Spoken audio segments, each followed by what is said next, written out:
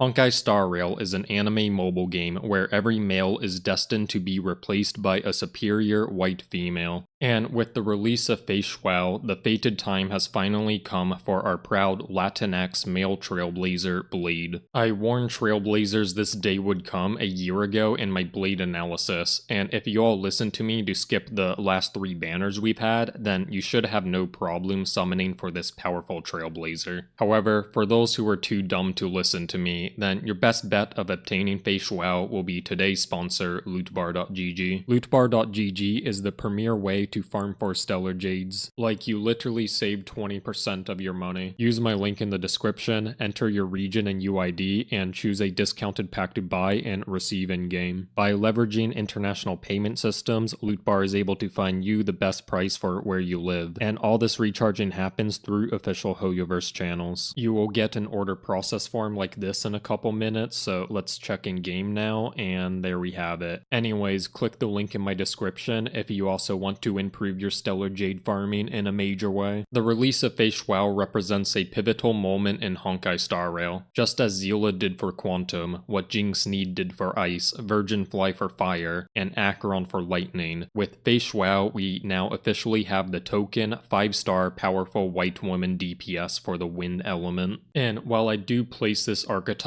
below omnipotent in my tier list, these are still pivotal trailblazers for winning at this video game. The thing is, you really want to have a DPS for every element, but as others have pointed out recently, horizontal investment can be annoying due to power creep. But the thing is, power creep does not exist in Honkai Star Rail unless it's a male trailblazer. Basically, I can assure you that each element will only have one powerful white female representative. With feixiao's release, the only remaining elements are imaginary and physical. Feixiao will always remain relevant because she's a powerful arbiter general in the game's lore. And yes, Jeffrey Chong is also an arbiter general, but as the most recent Trailblazer trailer for feixiao makes clear, Young Jing's equal status to feixiao is deliberately used to showcase how unfair the patriarchy is. In this trailer, we see Hoyoverse intentionally contrast the daily routines of the two Arbiter generals. Jing Juan is depicted as lazy and unmotivated, while feixiao is shown as a hardworking, disciplined individual. Like, she even stops a robbery taking place in the Lofu, which, keep in mind, this isn't even her territory, it's Jontron's territory. Honestly, the fact that children are being trampled in broad daylight by a bank robbery is absolutely unacceptable. The Lofu citizens should be ashamed by their failing leadership. Luckily, feixiao was there to clean up her inferior male counterpart's mess. Overall, this trailer is clearly pushing a feminist, anti-patriarchal agenda as it comedically highlights the irony that these two individuals hold the same position, despite the female being obviously more qualified. Like, the Lofu in general is just constantly under utter chaos under Jontron's inadequate leadership. There is a reason that in the 2.4 story, feixiao and Hu Yan go to investigate what the hell happened with the Ambrosio Arbor crisis. Neither of these two Arbiter generals believes that Genghis Chungus would have been powerful enough to defeat Pentelia as was reported, and just the way feixiao treats Lil Jing shows a major amount of disrespect towards him. First,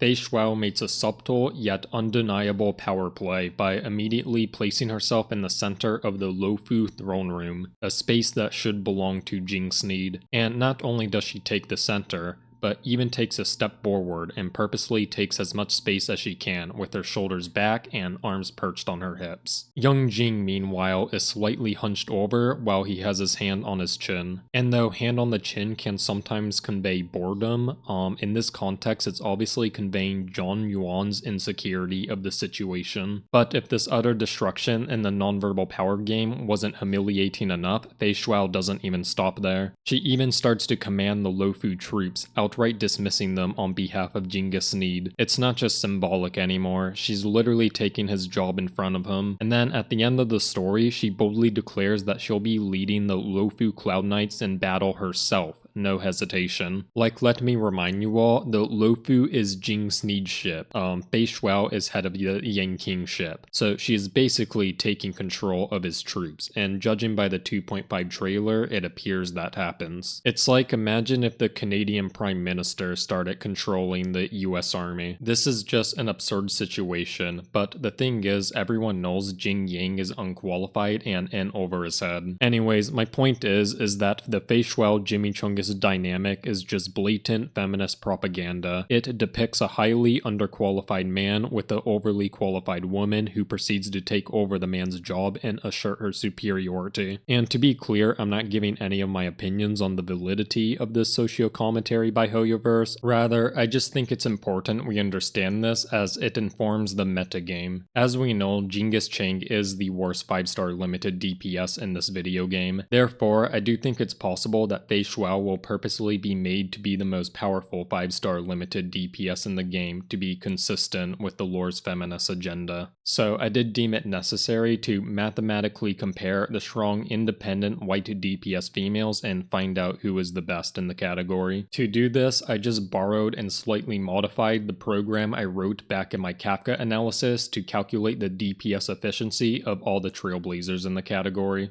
Hello trailblazers, welcome back. So I am on my way up to a cellular tower that I think we can borrow power from into the capacitator network. I just figured we would need more than just a trash compactor this time around, since the calculations involve a lot more trailblazers and will need more power and take longer to run. Beyond this point, radio frequency fields at this site may exceed FCC rules for human exposure. Oh wow, so scared. Let's find a way in. Well, that was easy. Actually, I'm really starting to feel the effects. The radio waves have claimed me.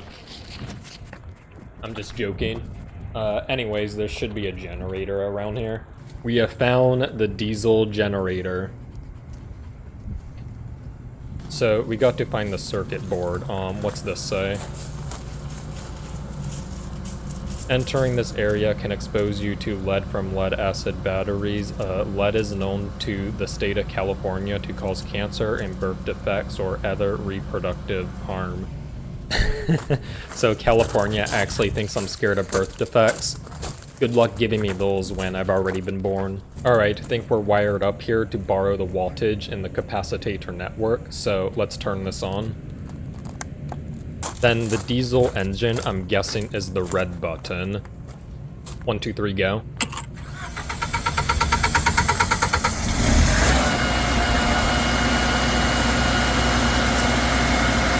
So I did just check everything is working.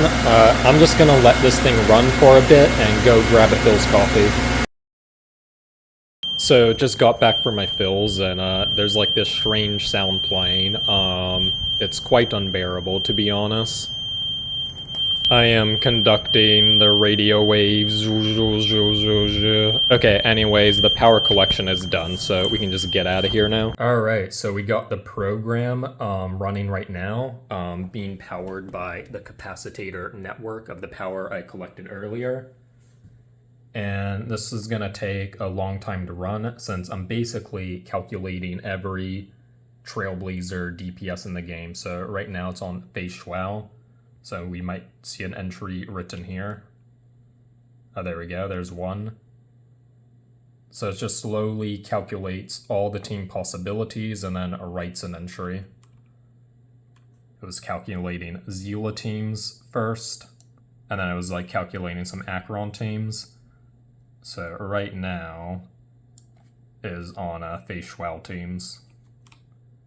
And there's another entry at it.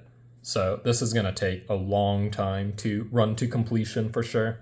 Well, unfortunately, the program is still running, and I want to get this video out before Feixiao's banner. Anyways, my hypothesis is that Feixiao will be calculated as the most powerful, as I did recently notice that she has the highest whiteness value in the game among these trailblazers.